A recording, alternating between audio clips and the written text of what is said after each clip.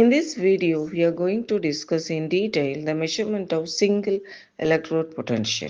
It is not possible to measure the potential of single electrode directly. In practice, we can measure only the cell potential.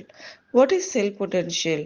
The cell potential is equal to the difference between the potential of two half cells.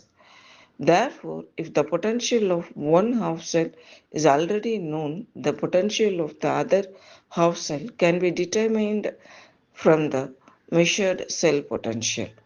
Here we have taken the standard hydrogen electrode as the cathode compartment, which is placed on the right hand side. The potential of the standard hydrogen electrode is defined as 0 voltage. The anode compartment we have taken a zinc electrode.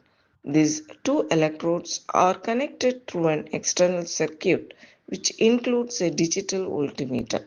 The two beakers are connected by a salt bridge. Now, zinc undergoes oxidation, releasing electrons.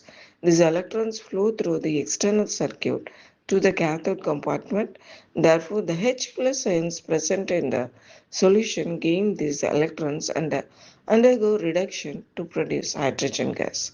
The potential difference developed between these two half cells is 0.76 voltage. From this measured cell potential and the known potential of the standard hydrogen electrode, the standard electrode potential of zinc electrode is determined to be minus 0.76 voltage.